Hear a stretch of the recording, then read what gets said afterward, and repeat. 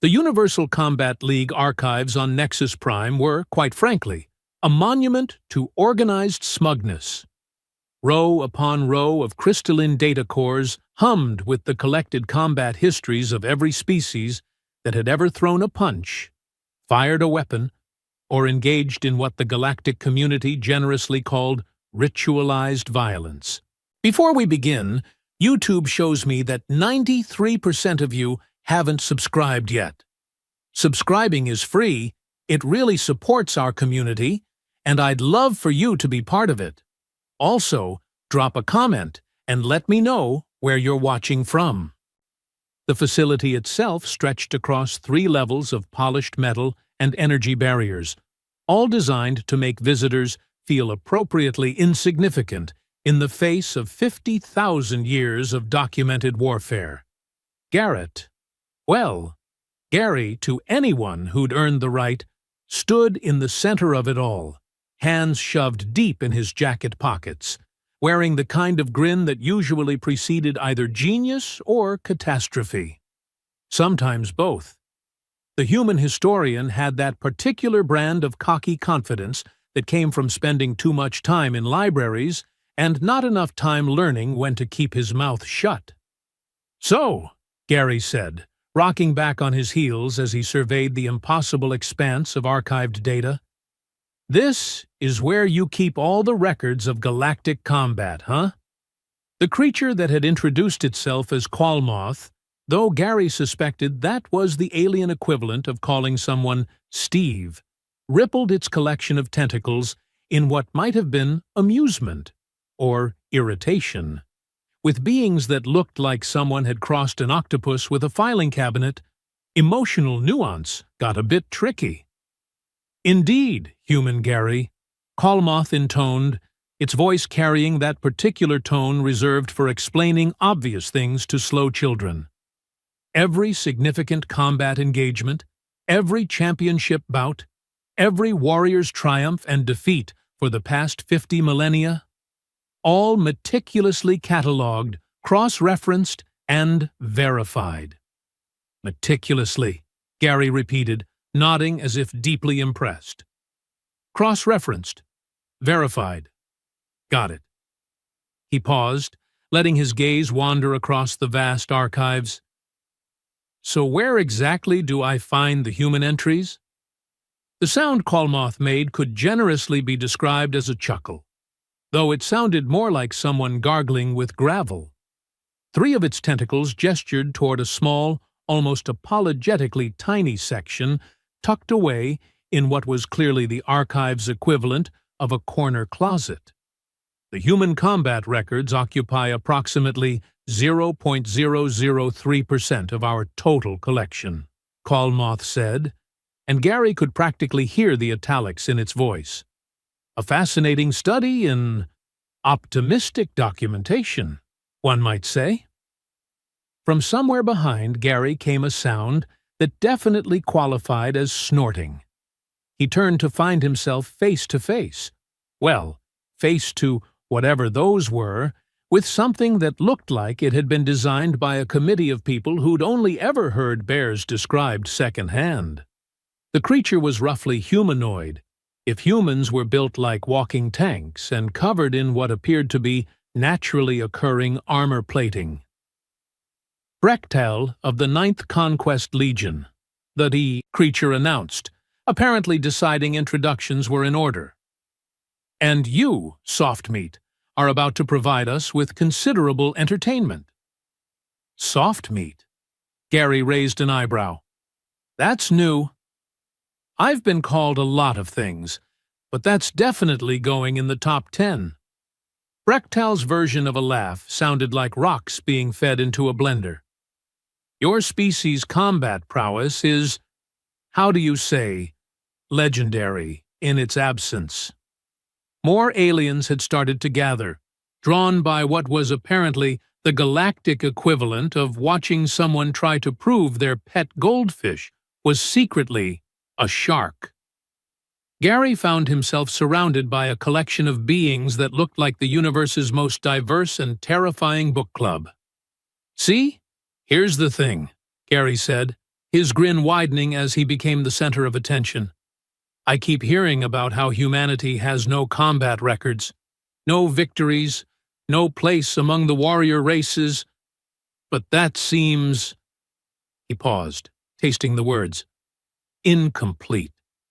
Kalmoth's tentacles performed what might have been the alien equivalent of an eye roll. Human Gary, I assure you, our records are exhaustive. In 50,000 years of documented galactic combat, your species appears exactly 0 times as victorious participants. 0 times, Gary repeated thoughtfully. 0, confirmed another alien, this one resembling a crystalline spider with delusions of grandeur. Your kind appears occasionally as observers, spectators, the occasional unfortunate bystander. But never as winners, added Brechtal, clearly enjoying himself. Never, agreed Kalmoth, with the satisfaction of someone delivering a particularly devastating final argument. Gary nodded slowly, as if absorbing this information for the first time. So, just to be completely clear here, you're telling me that in 50,000 years of galactic combat records, humanity, a species that has literally weaponized everything from pointed sticks to the fundamental forces of physics, has never won a fight. Correct. Not once. Not once. Huh. Gary scratched his chin thoughtfully. That's actually pretty remarkable when you think about it. The assembled aliens exchanged glances that suggested they were dealing with someone who might be missing several important mental components. Remarkable in its consistency, Kalmoth agreed carefully. Oh no, Gary said, still grinning. Remarkable in its impossibility. The silence that followed could have been bottled and sold as concentrated awkwardness. I beg your pardon? Kalmoth's voice had acquired a slight edge. Well, think about it logically, Gary continued, clearly warming to his subject. You're talking about a species that turned warfare into an art form, a science, and occasionally a recreational activity. A species that has historically solved most of its problems by hitting them with increasingly sophisticated sticks. And you're telling me that this species, when faced with galactic combat, just— what? Forgot how to fight? Brechtal leaned forward, his armor plates shifting with a sound like settling concrete. Your species lacks the warrior spirit, human. You are builders, perhaps. Thinkers, maybe. But warriors? He made that rock blender laugh again. I think not. Builders and thinkers. Gary nodded agreeably. Sure. We built cities, then we built bigger cities, then we built ways to knock down other people's cities more efficiently. We thought about warfare so much, we wrote entire philosophies about it. Sun Tzu, Clausewitz, Patton. He paused. Though I suppose those names don't mean much to you. They do not, Kalmoth confirmed. Right. Well, the point is, we didn't just fight wars. We studied them, perfected them, and occasionally turned them into entertainment. So the idea that we'd just lose every single galactic combat engagement? Gary shook his head. That doesn't add up. Perhaps, suggested the crystalline spider thing, your species simply encountered superior opposition. For 50,000 years? Gary's eyebrows climbed toward his hairline. Every single time?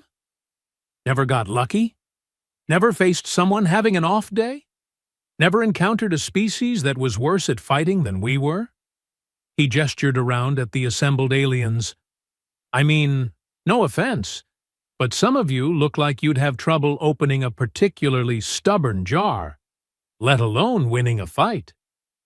The offended noises from the crowd suggested that jar opening was apparently a sensitive topic in several galactic cultures.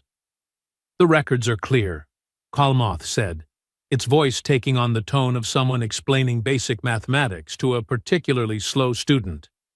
Your species has participated in various galactic conflicts as part of Alliance forces. Yes, but independent victories?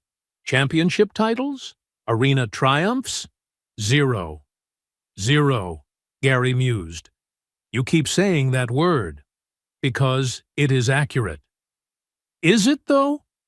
Gary's grin had evolved into something that probably should have been registered as a dangerous weapon. See, here's what I'm thinking. Either humanity really is the most consistently unsuccessful warrior species in galactic history, which, let's be honest, would be statistically impressive in its own right. Or, he let the word hang in the air like a challenge. Or, Kalmoth prompted, though something in its tone suggested it was beginning to suspect this conversation wasn't going to end the way it had planned. Or your records are incomplete. The sound of several dozen alien species all taking offense simultaneously was something that probably violated several physics laws regarding acoustic harmony. Our records, Kalmoth said, with the dignity of someone whose professional competence had just been questioned, are the most comprehensive combat archives in galactic history. I'm sure they are, Gary agreed pleasantly. But comprehensive and complete aren't necessarily the same thing, are they? Brechtal stepped closer, and Gary had to admit, the alien's natural intimidation factor was considerable. You question the integrity of the galactic archives, human? I'm questioning the possibility that 50,000 years of record-keeping might have a few gaps here and there, Gary replied, apparently unimpressed by several tons of walking armor getting into his personal space. It happens. Things get lost, misfiled, accidentally deleted, deliberately forgotten. Deliberately forgotten? Kalmoth's tentacles had acquired an almost aggressive quality to their movement. Well, that would be crazy, wouldn't it? Gary said innocently. I mean, who would deliberately hide records of combat victories? What possible reason could there be for that? The silence that followed was the kind that usually preceded either profound revelation or spectacular violence.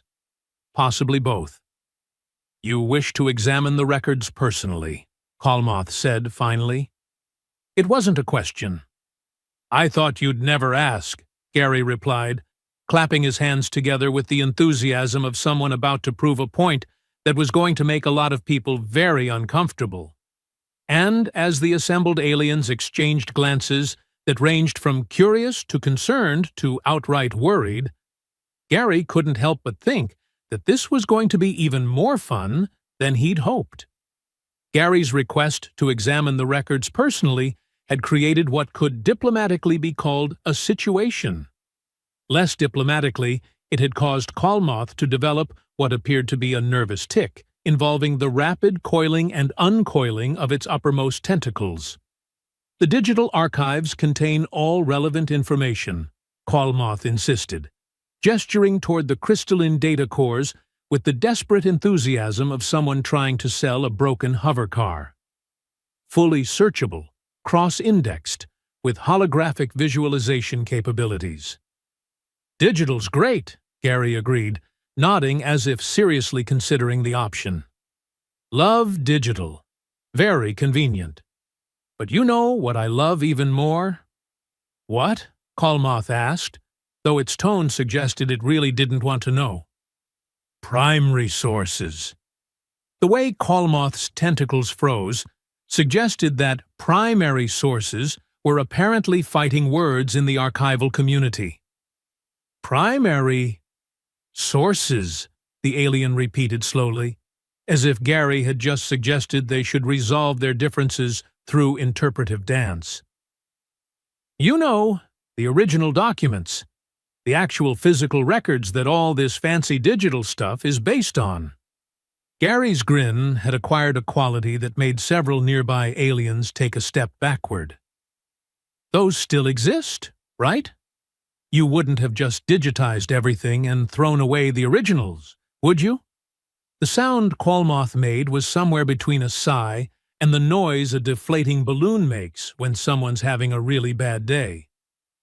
The physical archives, it said carefully, are maintained for historical purposes, but they are extremely fragile, some dating back tens of thousands of years. Access is strictly regulated.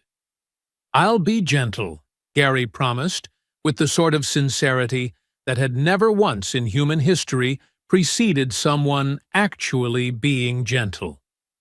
Brechtal stepped forward again, apparently deciding that intimidation was still a viable strategy, despite its complete failure to work the first time. "Human, you waste our time with this foolishness. The records are clear. Your species are not warriors." "And yet," Gary said, turning to face the armored alien with the kind of calm that usually made people very nervous, "here I am, requesting to see the evidence of our non-warrior status. If it's so obvious, what's the harm in letting me confirm it?" The logic was so straightforward, it was practically insulting, which made the fact that none of the aliens seemed to have a good response to it even more telling.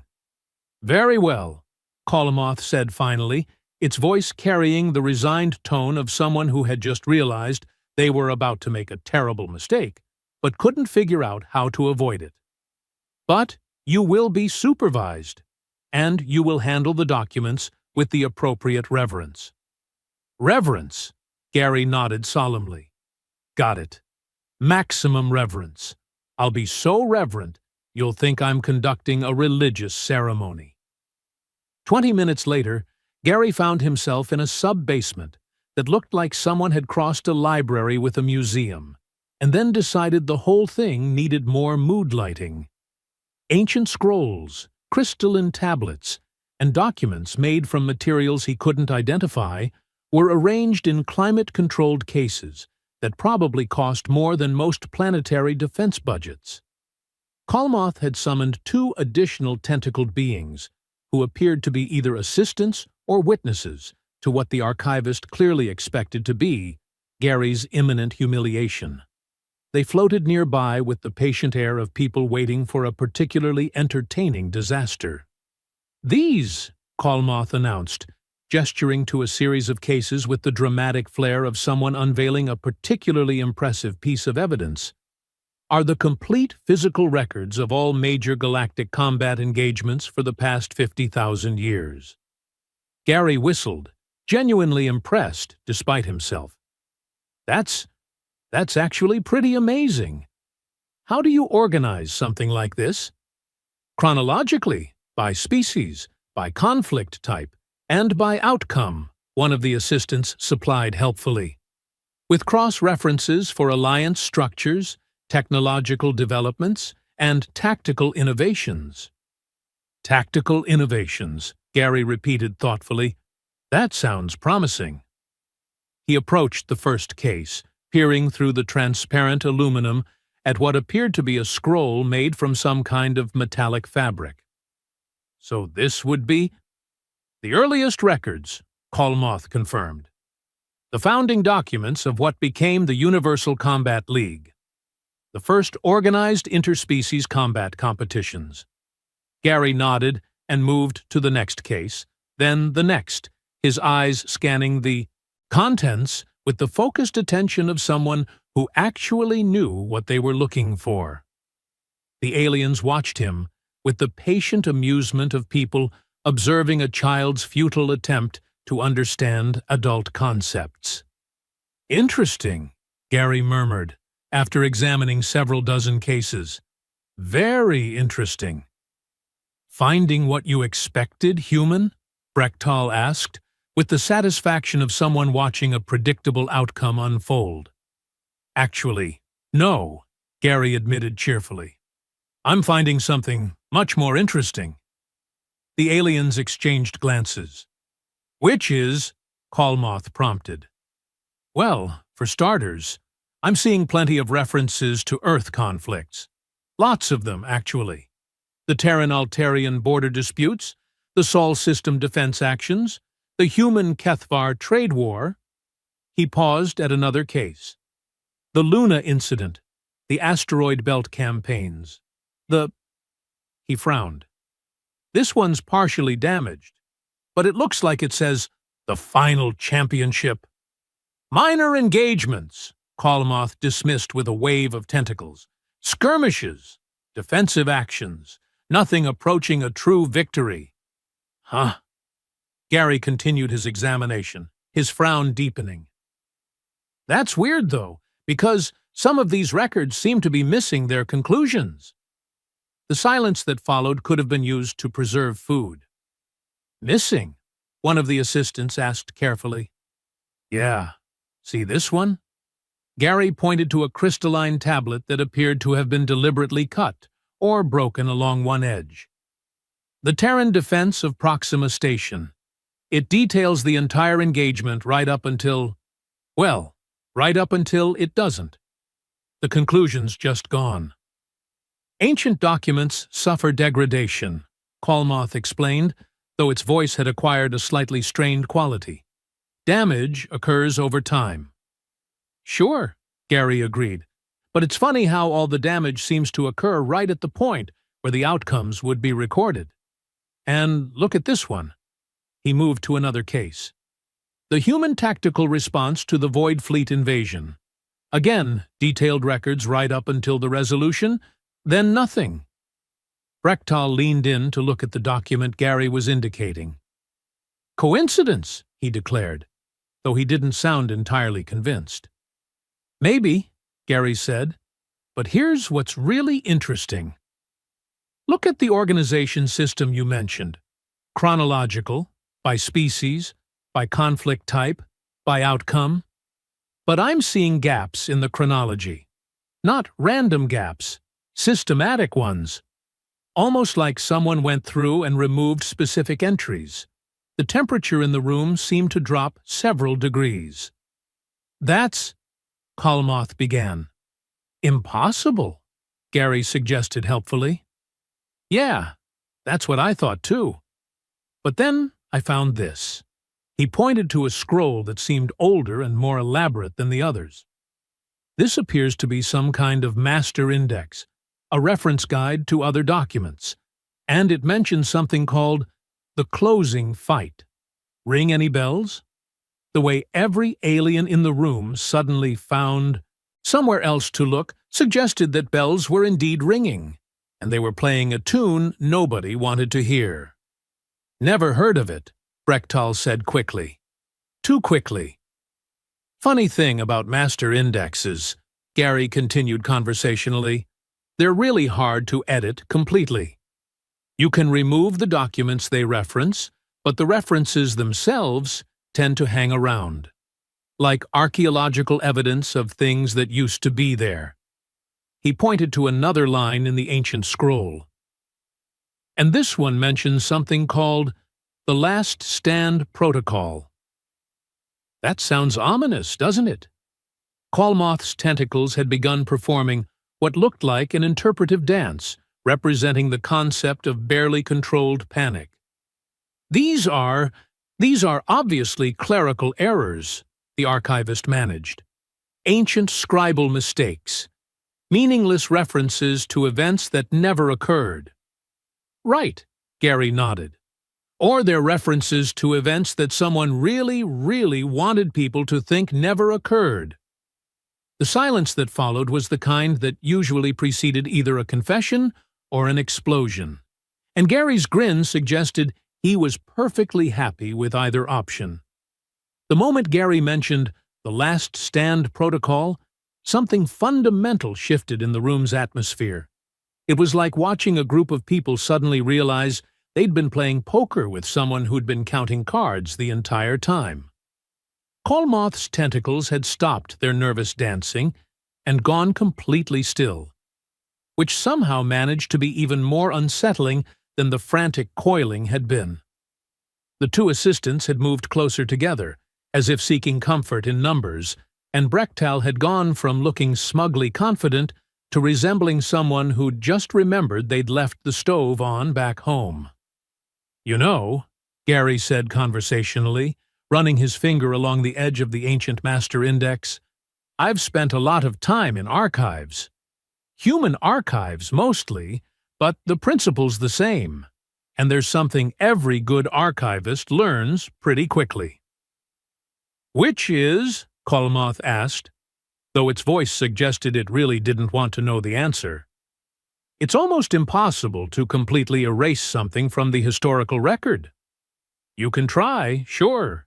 You can delete files, burn documents, wipe data cores, but information has this funny way of surviving in the most unexpected places. A backup here, a reference there, a footnote that somebody forgot to remove. Gary turned to face the assembled aliens with the kind of smile that probably should have come with a warning label. So, when I see systematic gaps in what's supposed to be a comprehensive archive, gaps that all seem to center around one particular species and one particular time period, well, he shrugged. It makes me curious. Curious about what? One of the assistants asked, apparently unable to help themselves. About why someone would go to so much trouble to hide humanity's combat record. The silence that followed could have been used to muffle explosions. Hide? Brechtal repeated, his voice climbing toward what might charitably be called a higher octave. Who said anything about hiding? Oh, nobody, Gary agreed pleasantly. That's just what I call it. When you systematically remove all evidence of something and then pretend it never happened. Though I suppose historical revisionism is the more diplomatic term. Kolmoth made a sound that was probably supposed to be dismissive but came out more like a deflating wail. You're suggesting that we've deliberately falsified the archives? I'm not suggesting anything, Gary said, still smiling that dangerous smile. I'm stating it as fact. The question is why? He turned back to the master index, his finger tracing along lines of text that were apparently much more significant than they'd initially appeared. See? Here's the thing about humans that I think you've forgotten, Gary continued, his voice taking on the tone of someone delivering a lecture to a particularly slow class. We're really, really good at pattern recognition. It's kind of our thing. We see patterns in everything. Sometimes we see patterns that aren't there, sure. But more often we see patterns that other people have gone to great lengths to hide. He pointed to another section of the ancient scroll. Like this reference to the Great Withdrawal, or this one to the voluntary cessation, or my personal favorite, the merciful retirement. These don't sound like the kind of terms you'd use to describe a species that kept losing fights, do they? The aliens had gone from nervous to what could generously be described as deeply uncomfortable. Those could mean anything, Kolmoth protested weakly. Could they? Gary asked. Because when I cross-reference these terms with the gaps in your chronological records, I get a very interesting timeline. It looks like humanity was actively participating in galactic combat for about... He paused, doing some quick mental calculation. 2,000 years, and then, suddenly, nothing. Complete radio silence, like someone just turned off a switch. Brechtal stepped forward, his armor plates shifting in what was probably meant to be an intimidating manner, but mostly just sounded like someone rearranging furniture. Even if that were true, he said, it would simply mean your species recognized their limitations and withdrew from competition. They could not win.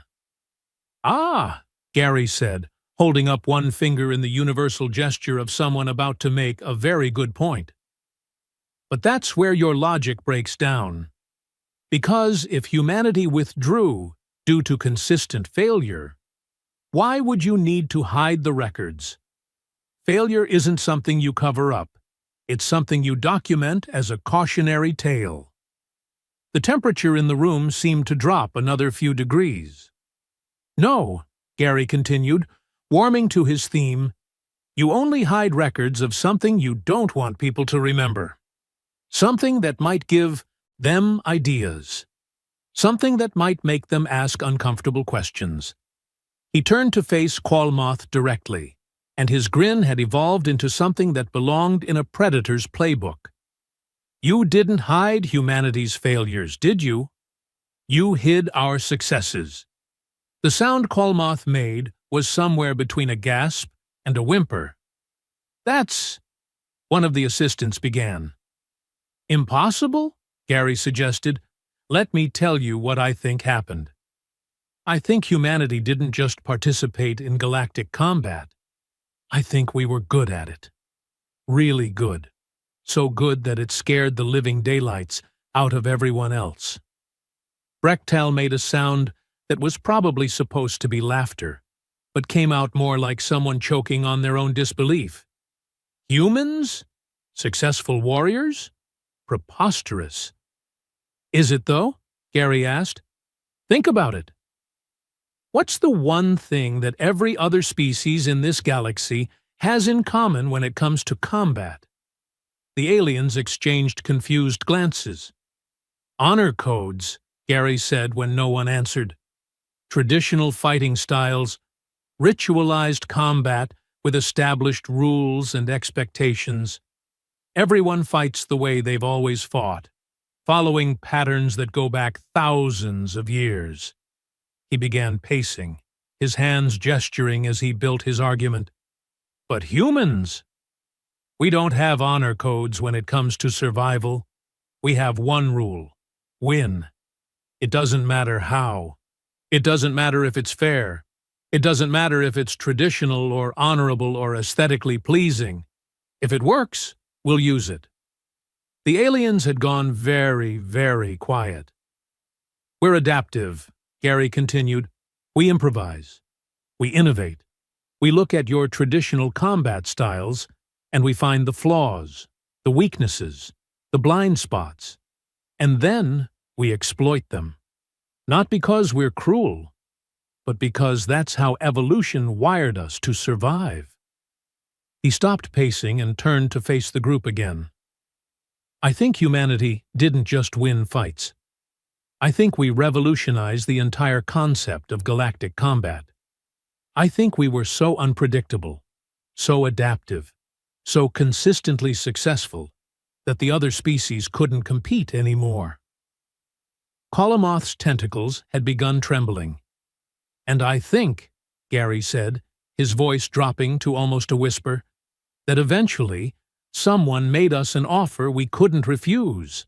Something like, stop fighting, agree to let us hide your records, and we'll give you permanent seats on the Galactic Council, territorial rights, trade privileges, whatever you want. Just please, please stop making the rest of us look like amateurs. The silence that followed was the kind that usually preceded either profound confession or complete mental breakdown. That's... Qualmoth began, then stopped. That's what, exactly? Gary prompted gently.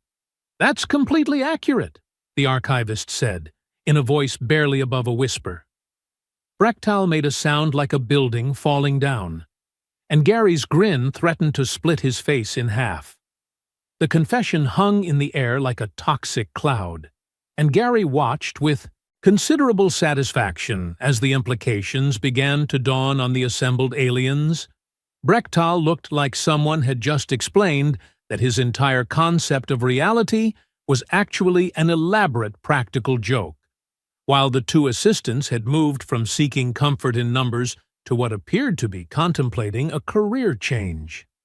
So, Gary said, savoring the moment like a fine wine, let me see if I've got this straight.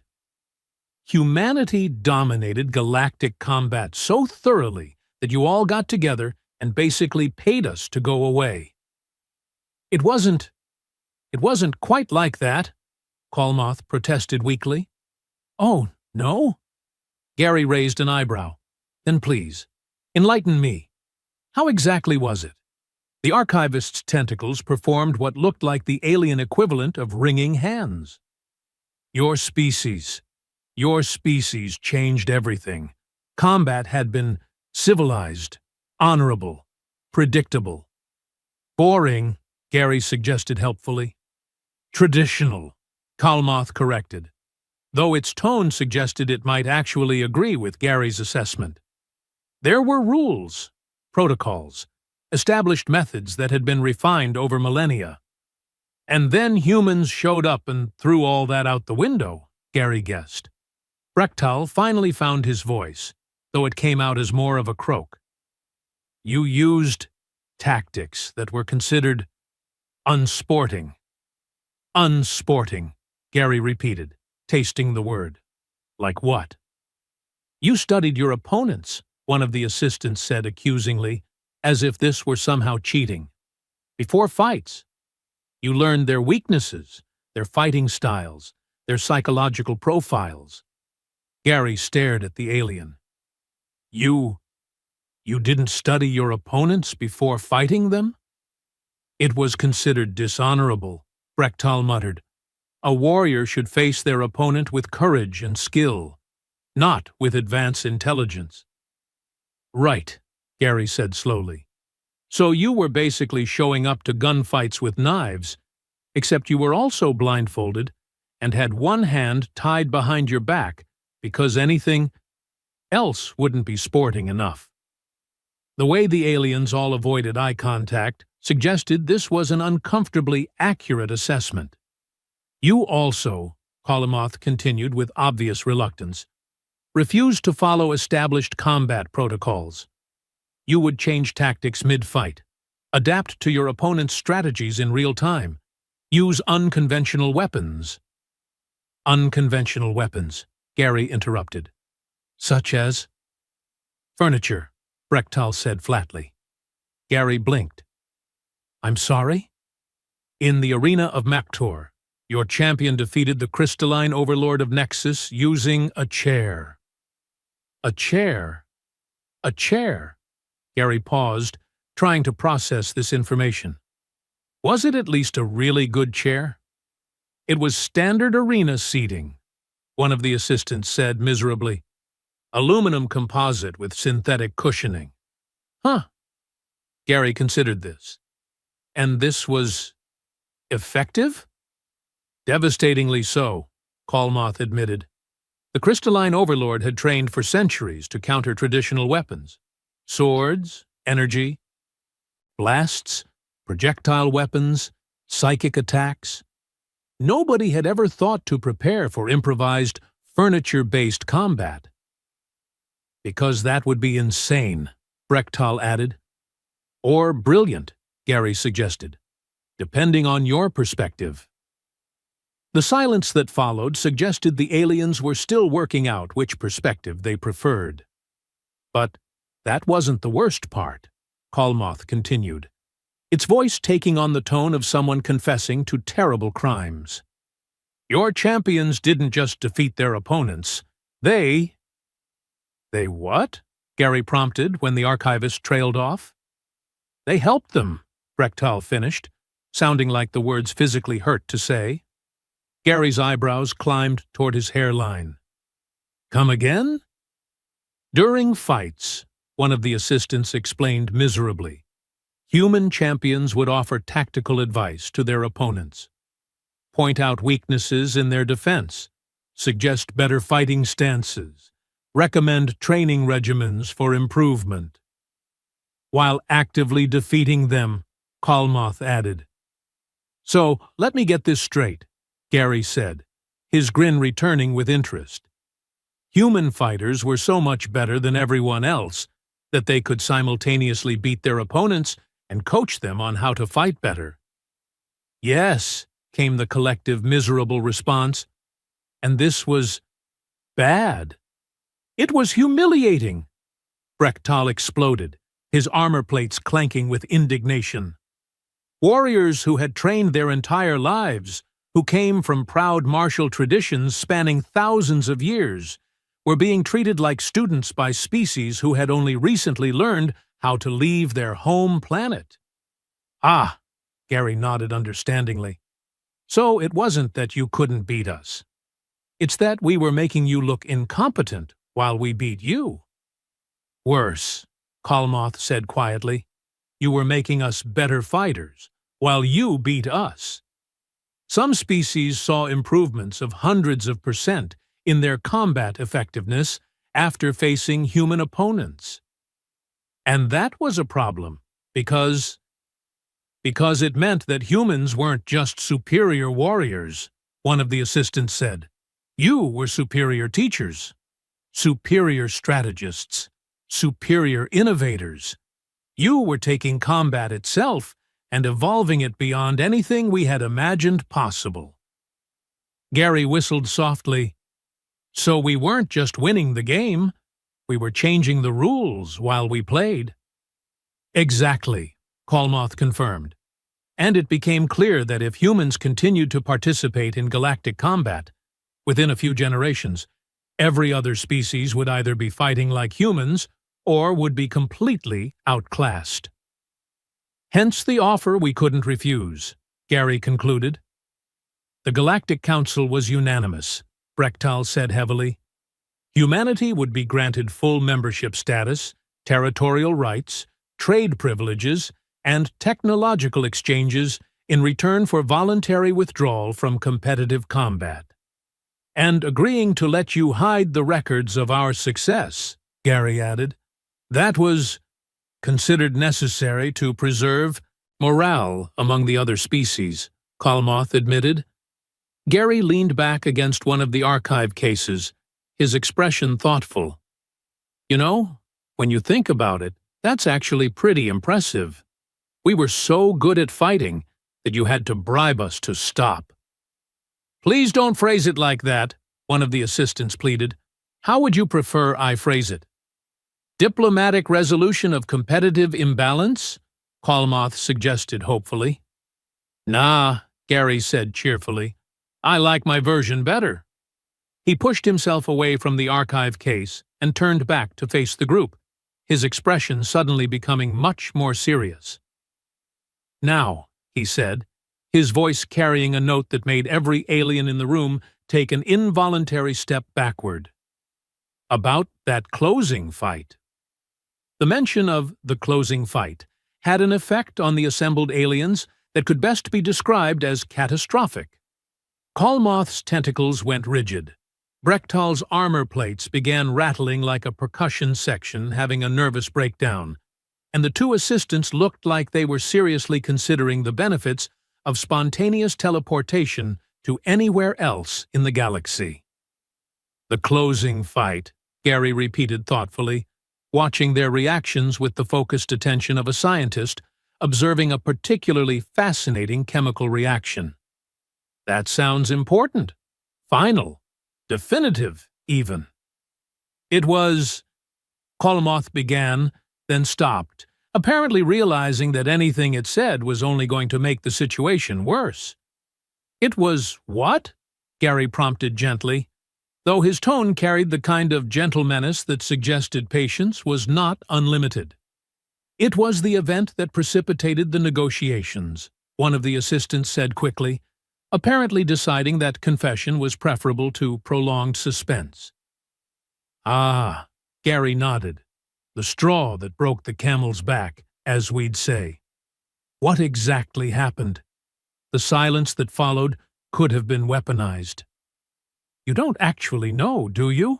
Brechtal said suddenly, hope creeping into his voice like sunlight through storm clouds. The records of the closing fight were completely expunged. Even the references were removed.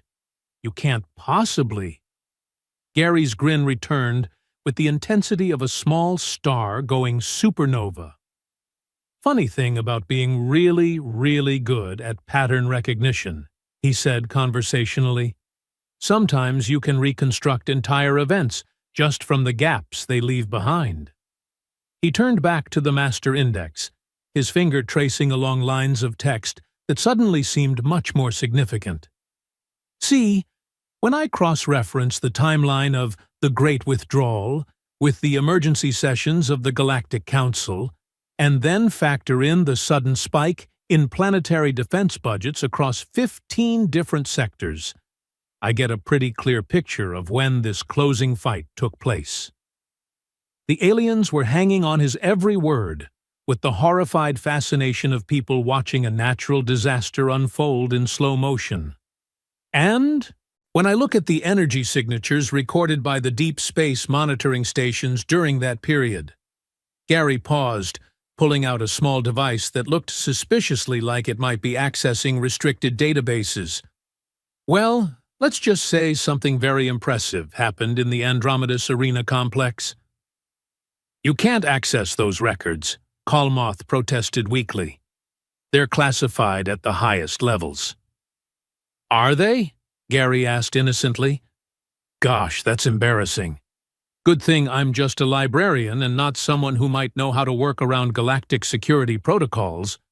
The look the aliens exchanged suggested they were beginning to suspect that Gary might not be quite as simple as he appeared.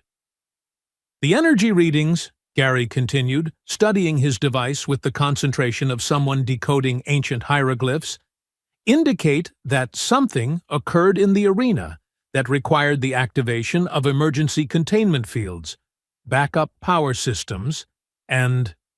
He paused, his eyebrows climbing. Evacuation protocols for the entire station.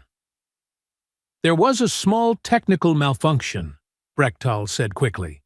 A small technical malfunction that required evacuating a space station with a population of 2 million beings. Gary's voice dripped skepticism.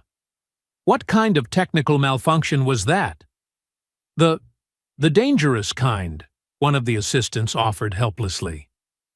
Gary set down his device and turned to face the group with an expression that suggested he had just figured out the answer to a particularly complex puzzle. It wasn't a technical malfunction at all, was it? He said. It was your champion. Your ultimate warrior. The greatest fighter in galactic history, facing off against one human. The way every alien in the room suddenly found the floor extremely interesting confirmed his suspicion. What was his name? Gary asked quietly. Whose name? Kalmoth asked, though its voice suggested it knew exactly whose name Gary was asking about. The human champion. The one who fought in the closing fight.